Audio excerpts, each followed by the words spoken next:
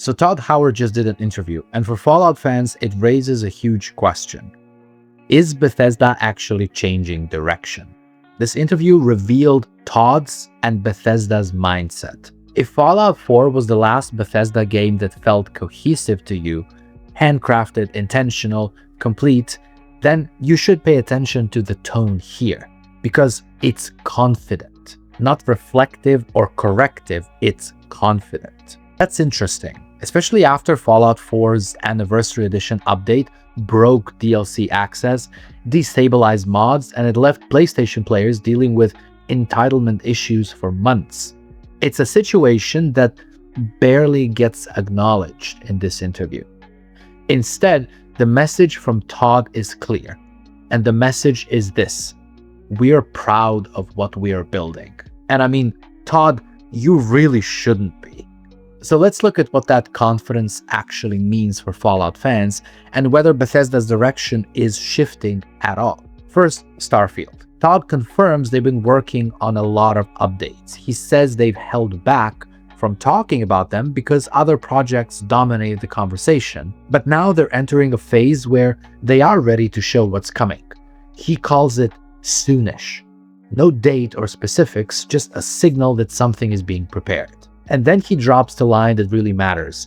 This is not Starfield 2.0. So if you didn't like Starfield before, this probably won't change your mind. That is one of the most honest and revealing statements in the entire interview.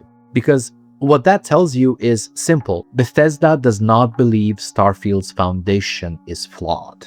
They believe it just needs iteration, expansion, refinement, but not fundamental change. And I'm like, what are you talking about? The biggest criticisms of Starfield were not about missing features, they were structural. It felt fragmented. Exploration was menu-driven. It was not organic. The galaxy looked massive on paper, but most planets were interchangeable. Cities were isolated hubs instead of being woven into the dense world. In Fallout 4, you could head east and stumble into a vault, a random encounter, environment storytelling, a settlement opportunity, or a handcrafted side quest chain. The world felt stitched together. In Starfield, you fast travel, land, clear an outpost, and leave. That's not just a content issue, that's a philosophy issue. So instead of saying we are rethinking how we approach scale, Todd basically says, yeah, we're building on what we already made. Now think about that in context of Fallout. Studios rarely pivot hard between major titles. They refine systems, they scale technology, they reuse pipelines, they carry forward what they think works. If Starfield represents Bethesda's current design philosophy, like large-scale, heavy systems, procedural layers, and then that philosophy is going to influence everything built on Creation Engine 3. That includes Elder Scrolls 6 and eventually Fallout 5. People don't care whether Starfield gets a vehicle update or new content or mechanical tweaks, but they care whether Bethesda sees the direction itself as correct or incorrect. If internally they view Starfield as a success that just needs more iteration, then Fallout 5 is unlikely to return to Fallout 4's density-first approach. It will likely push scale again, more systems, more technical ambition, possibly more procedural elements, and for a lot of Fallout fans, myself included, that's the concern. Fallout doesn't work just because it's big. It works because it's deliberate, because locations feel curated, because the world feels real. When you explore, you feel the hand of a designer guiding you. It's not an algorithm assembling tiles.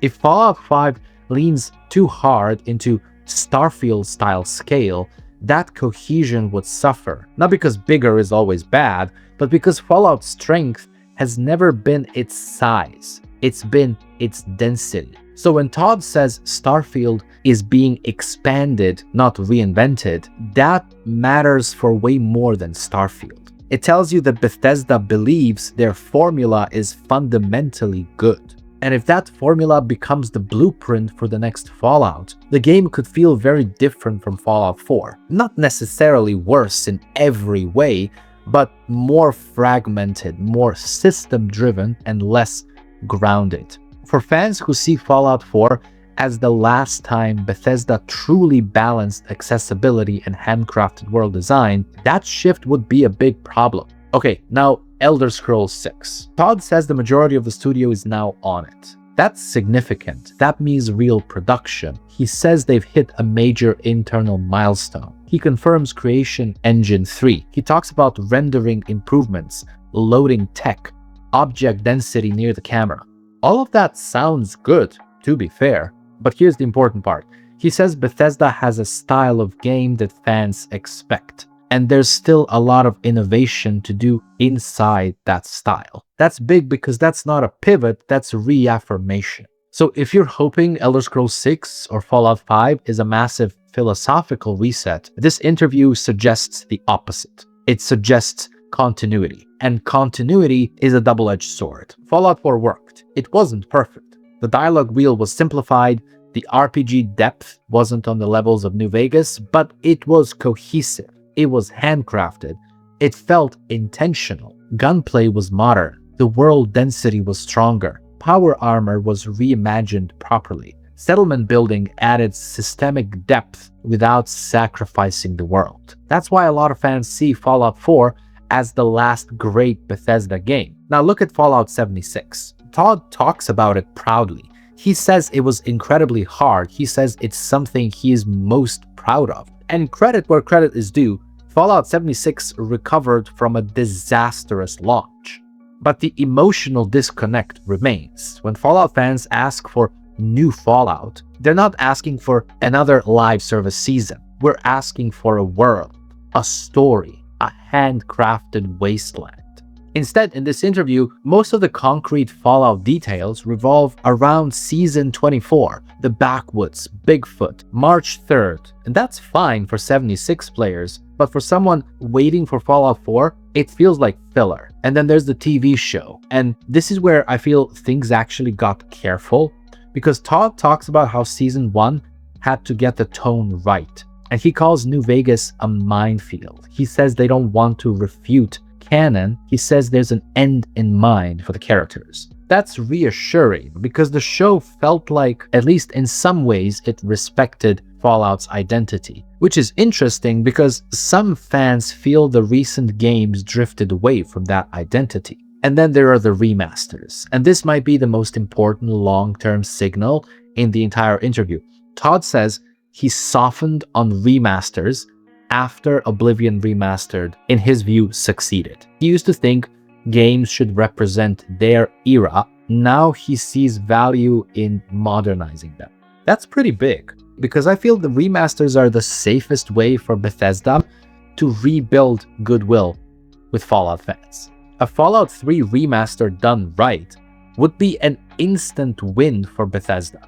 A New Vegas remaster with Fallout 4 gunplay would generate massive interest. Fallout 4 Definitive Edition that actually works consistently would spike engagement overnight. And because Elder Scrolls 6 is still a while away, and Fallout 5 even further away, remasters are the bridge. About AI, Todd says it's not a fad, but that they're cautious. They're not using it to generate creative content, only for productivity. And if that's true, that's good. The last thing Fallout needs is algorithm-generated quests layered onto already procedural design.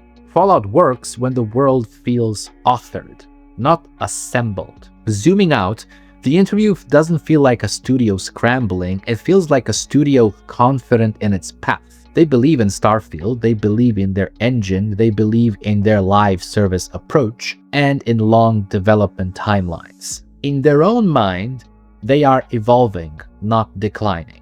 And look, if you agree with that, this interview is reassuring. But if you don't, it's very concerning. Because there's no sign of panic or worry on Bethesda's side. No sign of correction. No sign of, we need to win people back. No, Bethesda thinks they're doing fine. So the real Fallout question after this interview is not when is Fallout 5. The real question is whether Fallout 5 will feel handcrafted again. Will it feel dense? Will it feel cohesive? Will it avoid the fragmentation that hurts Starfield? Will it recapture the balance Fallout 4 struck between accessibility and world design? Todd didn't answer that. He did reveal something else, that Bethesda is not changing direction. If Fallout 4 was the last Bethesda game you truly loved, then whether that's good or bad news depends on whether you trust that process forward or not. That's the story here.